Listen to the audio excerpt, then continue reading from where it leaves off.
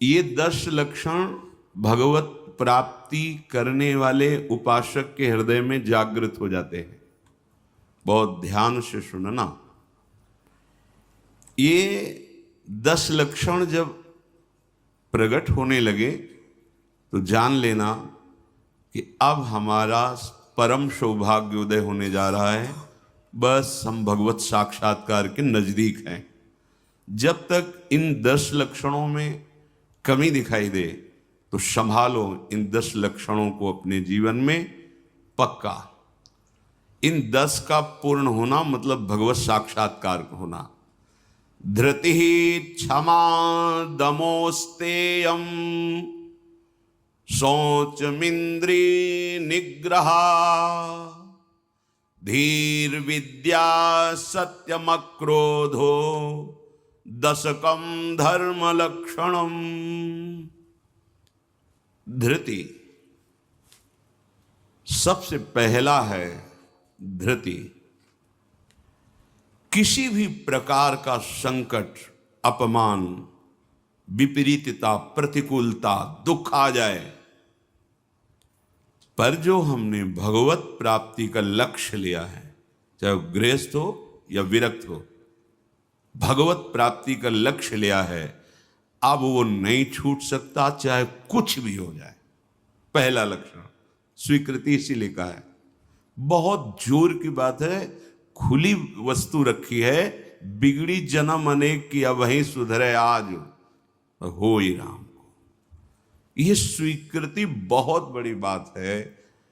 अपने लोग देहाभिमानी हैं तो क्रियाओं पर संतोष करते हैं, क्रियाओं पर विश्वास कर लेते हैं कि मैं ये कर रहा हूं, इसके फलस्वरूप ऐसा मिलेगा।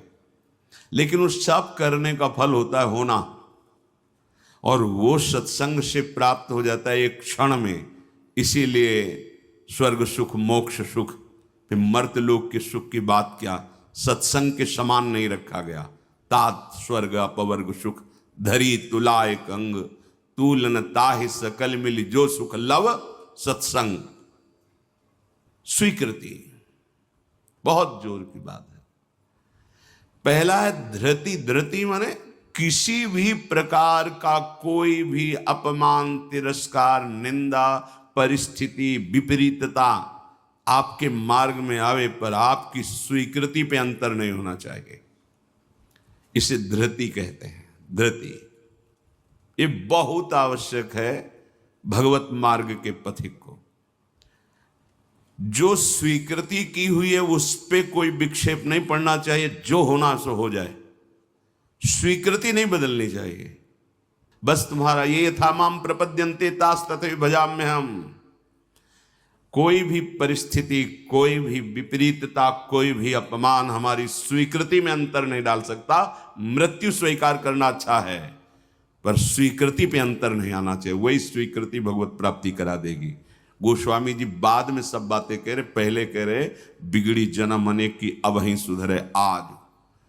हमारी धृति इतनी कमजोर है कि प्रतिकूलता के आभास मात्र में हम छोड़ देते हैं। प्रतिकूलता तो है ही नहीं, प्रतिकूलता के आभास, शायद प्रतिकूलता आ जाए, इससे हम भाग पड़ते हैं। ये कायरों का मार्ग नहीं है भगवत प्राप्ति। अज्ञान को छोड़िए। क्या तुम प्रभु को छोड़ दोगे तो दुखों से बच जाओगे क्या?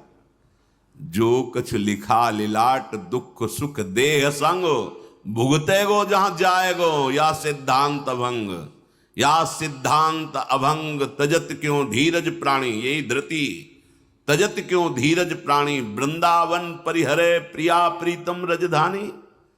स्वामिनी जी के महल को, स्वामिनी जी के चरण आश्रय को छोड़कर तुच्छ विषयों की तरफ कदम बढ़ा देना, स्वीकृति आपकी बहुत कमजोर है।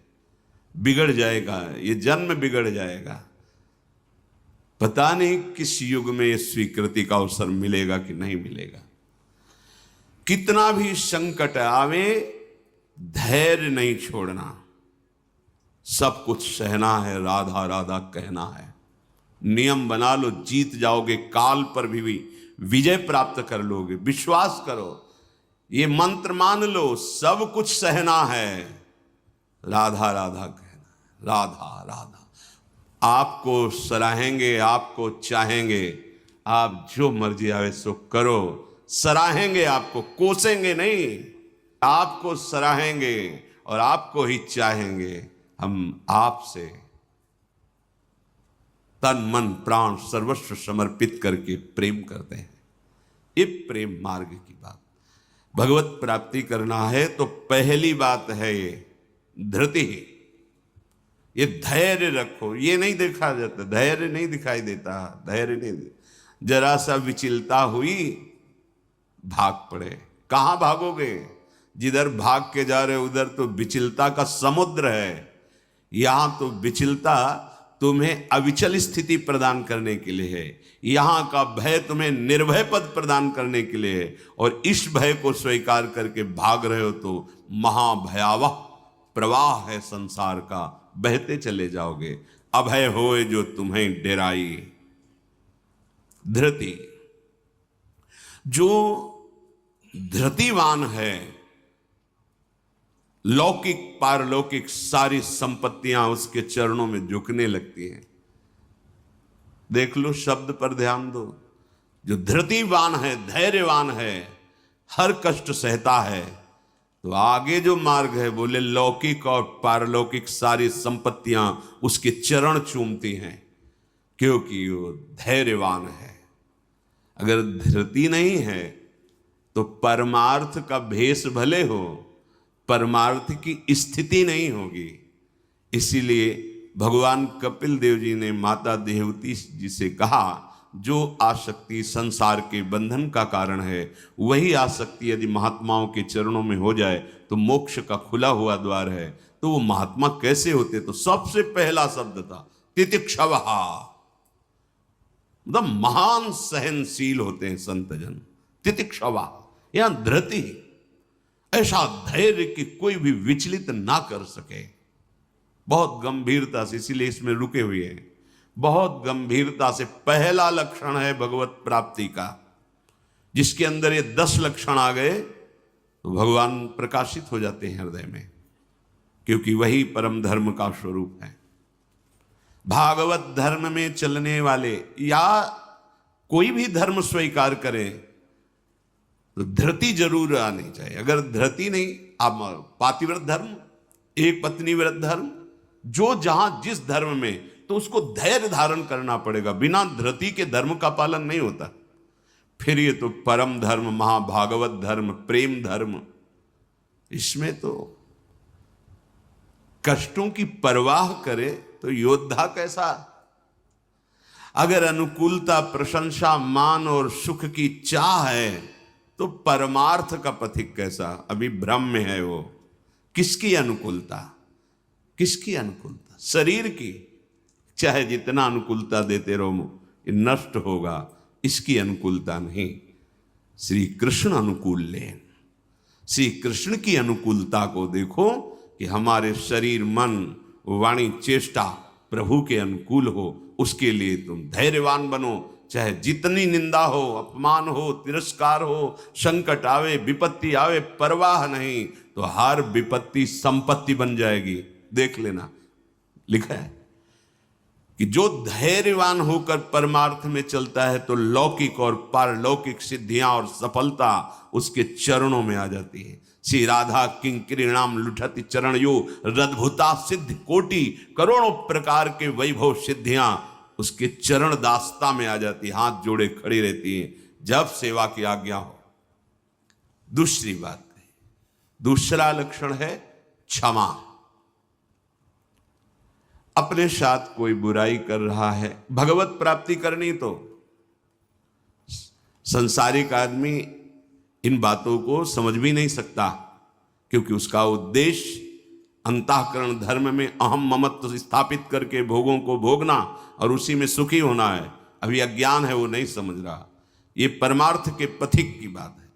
क्षमा, ये इसलिए बोला, वो सामने वाला हमको ऐसा बोलता है, हम चुप रहेंगे। कैसे चुप रह सकते हैं? सामने वाला कौन है? अगर तुम संसारी हो तो संसार है, और परमार्थिक हो तो तुम्हारा आराध्य देव है। तुम्हारी वही तत्व दृष्टि होनी चाहिए जिसकी प्राप्ति के लिए निकले हो। कब करोगे, किस जन्म में करोगे? अभी इसी क्षण से अभ्यास शुरू करो।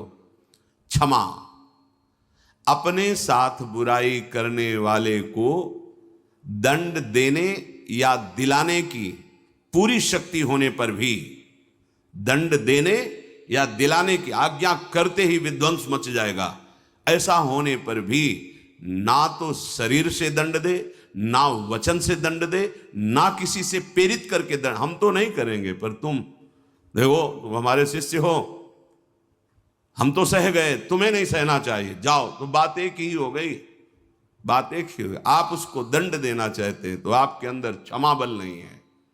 करत जे अनशहन निंदक तिनहु पे अनुग्रह। ना इस लोक में तुम्हें दंड मिलेगा और ना परलोक में दंड मिलेगा। मेरे अपमान, मेरे निरादर, मेरी निंदा, मेरे तिरस्कार का तुम्हें कहीं दंड ना मिले। तुम्हारी बुद्धि शुद्ध हो, स्वस्थ रहो और भगवान प्रसन्न हो।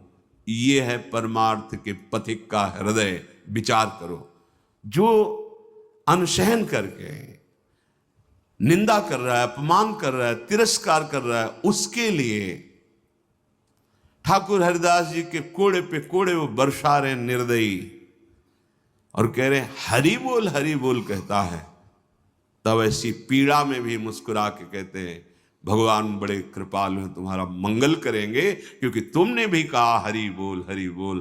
तो ये 2 अक्षर हरि नाम तुम्हारी जिह्वा पे आया, अब मुझे विश्वास हो गया कि भगवान तुम्हारा मंगल कर देंगे।